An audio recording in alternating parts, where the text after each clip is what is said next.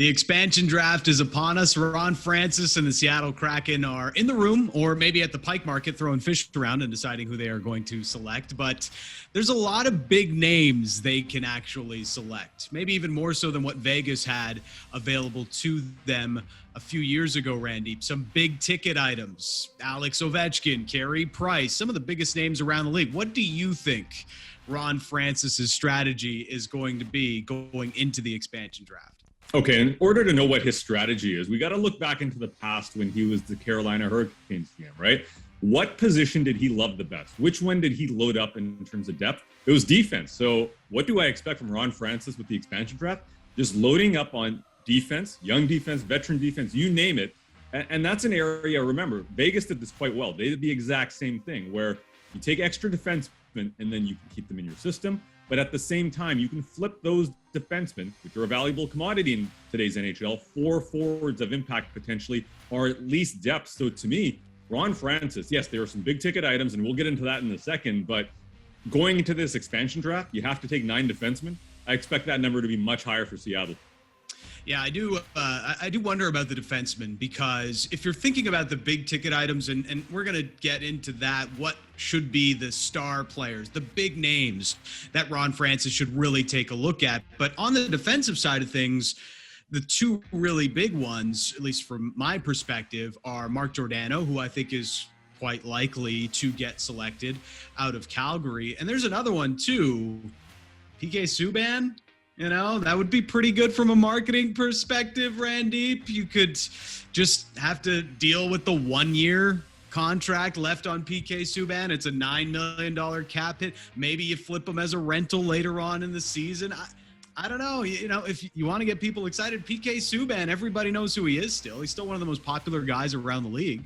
Okay, Giordano I get, because you could maybe even make him a captain. Maybe you can extend him for another year to finish his career. He's still got some of that game. PK Subban, unless that's hey, this guy is at $9 million, first of all, that's a big ticket. You know, when we talk about big tickets, that's a very big ticket. Hey, man, and beyond that, free cap space. They've got free cap space. It's fine. It's fine. Dan, beyond that, though, what's the end game here other than just marketing buzz? Because if he's walking and if he's a free agent, you're committing $9 million to a player that I don't really know, you know, if he's that great of a player anymore. So to me, yeah, I'm staying away from that one. That's a creative thought. Let's put it that way.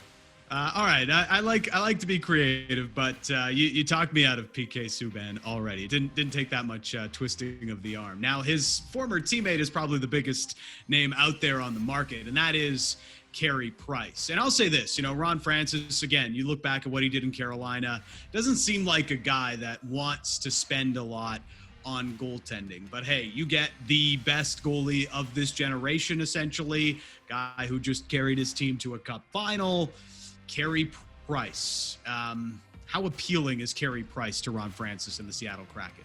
Okay, this whole situation is like the World Series of poker. Mark Bergevin is calling Ron Francis on his bluff. Francis is calling Bergevin on his. But as a player, as of right now, Carey Price, an unbelievable year. Last 2 years have been great, but I think we need to look into the situation of why those 2 years have been really good for Carey Price. It's because there's been a lengthy delay before, you know, both of these really successful seasons. Remember, before the COVID shutdown for Carey Price, you know, it wasn't a great year. He comes back, knock out Pittsburgh, they play unbelievable.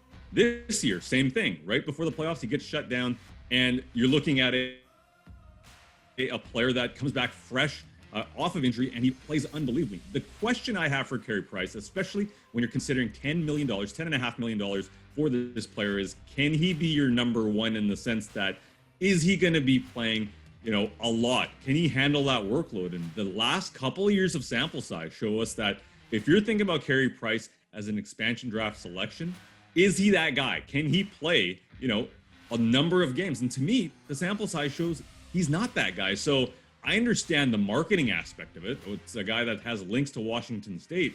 But Dan, $10.5 million, why would you tie yourself to that contract that Montreal is making work, basically making it work because they signed it? Why would you take that off Montreal's hands when you have serious questions about if this guy can be your day-to-day goalie and if he can handle that heavy workload, which the last couple of years he hasn't been able to in the regular season? Yeah, question would be for me, if you take Carey Price away from the Habs, who is Marc Bergevin going to offer sheet once he gets all that cap space available to him? I just don't see it, man. It's got nothing to do with Carey Price and like, oh, I hate him, I think he stinks. It's not that. It's you can't spend that much money on a goalie who is essentially going to be your ace in the hole. Like we need to keep this guy fresh for the playoffs. You got to think about this a little bit differently. And you've already seen the reports of Chris Driedger going to Seattle. So now you're committing, essentially, if you have both Price and Driedger on the roster, you're committing $14 million of cap space.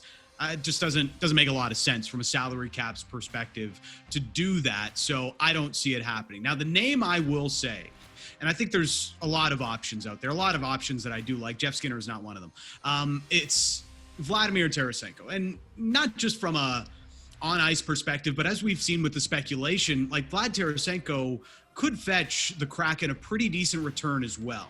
So when we circle back, Randy, to the idea of the Kraken maybe looking at a slower build, thinking 2, 3, 4 years down the line, Vlad Tarasenko is a player that if you withhold some of that salary, you're going to be able to get a pretty good haul in return. The reason St. Louis can't do that, they don't want to be retaining any of that salary. They still feel they're in a cup window. They want to replace Vlad Tarasenko with maybe a Gabriel Landeskog or another winger that they feel fits better for them right now. Seattle doesn't necessarily have that problem. I think from an on-ice perspective, you get a first-line winger should you keep him, or you can get a boatload of assets, maybe a first-round pick, maybe a really high-end prospect for Vlad Tarasenko if you are Ron Francis and the Seattle Kraken. That's the perfect pick for me. It's a bit of a win-win for Ron Francis because you get a legit first-line player. The question I have with Vlad Tarasenko and the question the NHL world has with him right now is how are the shoulders, right? How is that shoulder? Is he at that, that Vlad Tarasenko that we know? And when he comes back, is he going to be able to play that style and really be that potential 40-goal scorer that we've seen in the past? So I get that not only for a Seattle perspective in terms of having him in the lineup, but also moving him on potentially and getting a decent return if they retain salary, as you mentioned. I'm going to go a little bit more risky on this because you know me. I like to play with a little risk every now and then. Okay. I'm looking to Philly. I'm going with the bearded wonder, Jacob Voracek. Yes. Not James Van Riemsdyk, Jacob Voracek. No, I'm going Jake Voracek because if you look at the expansion list and who's been exposed, how many legit first liners are on, out there? You mentioned Vlad Tarasenko, right? Yeah. Beyond that, maybe an Andre Platt, but he's more of a complementary player in the first line rather than a go-to guy in a first line. So he's Ryan Johansson doesn't qualify for you there? No, he doesn't. No, no, he's a second-line center that's getting paid first-line center money. The guy that I look at, and I know he's had a couple of years of just being kind of stale there in Philadelphia, but he's not the only one. Jacob Voracek is a guy that on his day, 4 years ago, this guy was a top 15 scorer in the NHL.